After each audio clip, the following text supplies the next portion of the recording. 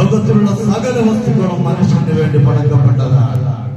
പ്രിയപ്പെട്ടവരെ, കണ്ണു തുറന്നാൽ കാണുന്ന എന്തൊക്കെയുണ്ടോ അതെല്ലാം, അഥവാ നമ്മൾക്ക് കാണുന്ന കണ്ണടക്കം അല്ലാഹു തആല നമ്മൾക്ക് അനുഗ്രഹമായി തന്നതാണ്. ഒരൽപ്പം നമ്മൾ കണ്ണ് ചുമ്മിയാൽ നമ്മൾക്ക് ഒന്നും കാണാൻ സാധിക്കുന്നില്ല. കണ്ണു തുറന്നാൽ കാണുന്ന എന്തെല്ലാം കാഴ്ചകളാണ് എന്റെ പ്രിയപ്പെട്ടവരെ, എന്തെല്ലാം നിറത്തിലുള്ളത് നമുക്ക് കാണാൻ കഴിയുമോ? അതേപോലെ തന്നെ ഞാൻ വിശദീകരിക്കുന്നില്ല. അങ്ങനെ പറഞ്ഞാൽ എണ്ണിയാൽ ഒടങ്ങാത്ത അനുഗ്രഹങ്ങൾ അല്ലാഹു തആല നമ്മൾക്ക് ചെയ്തു തന്നിട്ടുണ്ട്.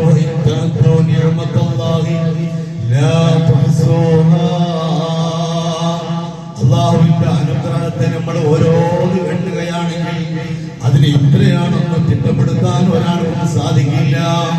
അത്രത്തോളം അനുഗ്രഹം ആസ്വദിച്ചുകൊണ്ട് നടക്കുന്ന ആളുകളാണ് പ്രിയപ്പെട്ടവരെ നാമൊക്കെയും.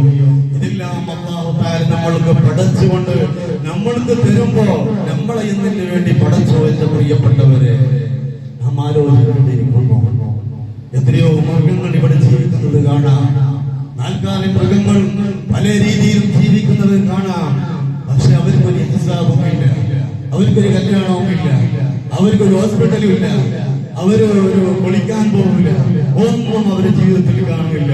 ഇങ്ങനെ ജീവിക്കുന്നു കാണുന്നു. അവരിതാ ഇങ്ങനെ പിന്നെ നടന്നുകൊണ്ട് ഭക്ഷിക്കുന്നു. അങ്ങനെ തന്നെ അതാ ആ രീതിയിൽ തന്നെ അവർ ജീവിച്ചു പോകുന്നു. എങ്കിൽ അതേ മനുഷ്യരാകുന്നതായി നമ്മൾ എന്തിനെ പഠിച്ചു?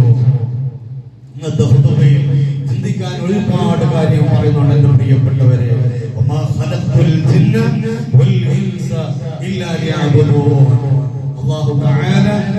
അല്ലാഹു തആലക്ക് ആരാധിക്കാൻ വേണ്ടിയുള്ള ഒരു മനുഷ്യരെ അല്ലാഹു തആല സൃഷ്ടിച്ചിട്ടില്ല.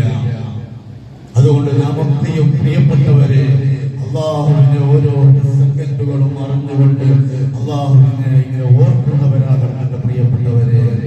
വെറും ഒരു ജമാഅത്ത് വന്നതുകൊണ്ട് മാത്രം നമ്മുടെ ബാധ്യത തീരുന്നില്ല, അല്ലെങ്കിൽ ഓരോരുത്തർ ജമാഅത്തായി നിസ്കരിച്ചുകൊണ്ട് മാത്രമായില്ല. നമ്മുടെ പള്ളിയിൽ ഒരുപാട് കാര്യം നടക്കുന്നുണ്ട്, നമ്മൾക്കറിയാം.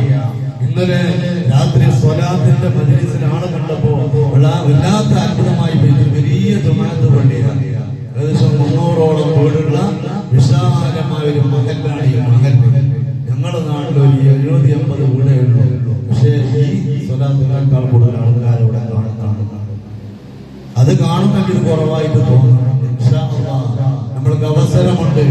വീട്ടിൽ നിന്നിട്ടും അങ്ങാടിയിൽ നിന്നിട്ടും പ്രിയപ്പെട്ടവരെ നമ്മുടെ സമയം ചെലവഴിക്കുന്നതിനേക്ക് പകരം ഹബീബായ മുത്തു റസൂലുള്ളാഹി സ്വല്ലല്ലാഹു അലൈഹി വസല്ലം തങ്ങളുടെ പേരിലുള്ളതായ സ്വലാത്ത് പ്രിയപ്പെട്ടവരെ നിങ്ങൾക്ക് ചൊല്ലാൻ നിങ്ങളെ സംഘടിപ്പിച്ചുകൊണ്ട് അതേ ഇവിടെ തീർമാനിച്ചുകൊണ്ട് നിങ്ങളെ ക്ഷണിക്കുമ്പോ അത് വേണ്ട എന്ന് പറഞ്ഞു പോകുന്നതിനേക്കാൾ ധിക്കാരി ആരാണ് പ്രിയപ്പെട്ടവരെ ഉള്ളത്? അതുകൊണ്ട് തന്നെ നമുക്കെയും ഹബീബായ മുത്തു റസൂലുള്ളാഹി സ്വല്ലല്ലാഹു അലൈഹി വസല്ലം ഞങ്ങളെ സ്നേഹിക്കുന്നവരാകണം, സ്വലാത്ത് ചൊല്ലുന്നവരാകണം.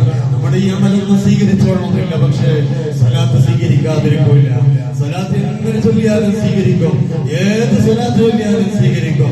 നിങ്ങൾ അഹങ്കാരത്തോട് കൂടി ഞാനിതാ നാലാൾ കേൾക്കട്ടെ എന്ന് പറഞ്ഞിട്ട് സ്വലാത്ത് ചൊല്ലുകയാണെങ്കിലും ആ സ്വലാത്തും സ്വീകരിക്കുമെന്ന് മഹാത്മകൾ നമ്മളെ പഠിപ്പിക്കുന്നുണ്ട്. ഉണ്ടെങ്കിൽ പ്രിയപ്പെട്ടവരെ നാം സ്വലാത്തിന്റെ മജ്‌ലിസിലേക്ക് വരുന്നവരാകണം. അല്ലാഹു തൗഫീഖ് നൽകുമാറാകട്ടെ.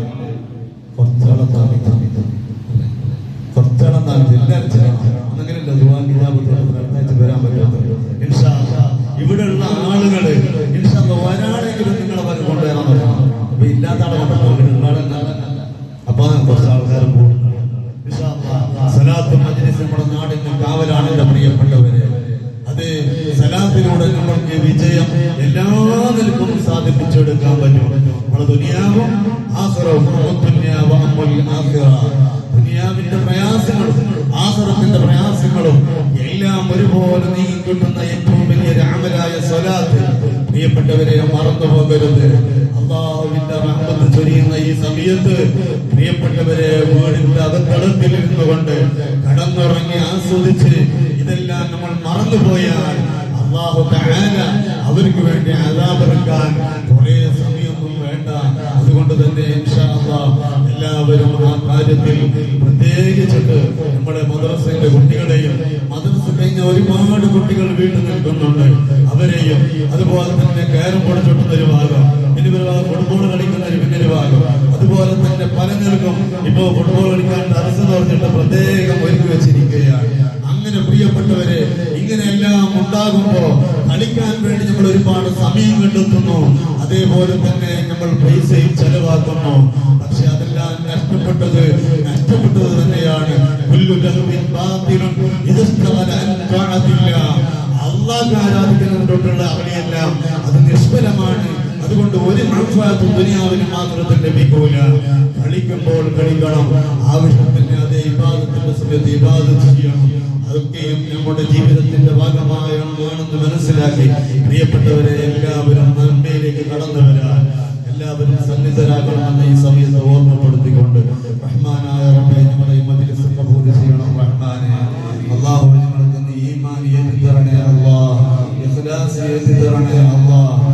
അല്ലാഹുവേ, നീ സ്വീകരിക്കുന്ന ഒരുപാട് അമലുകൾ ചെയ്യാനുള്ള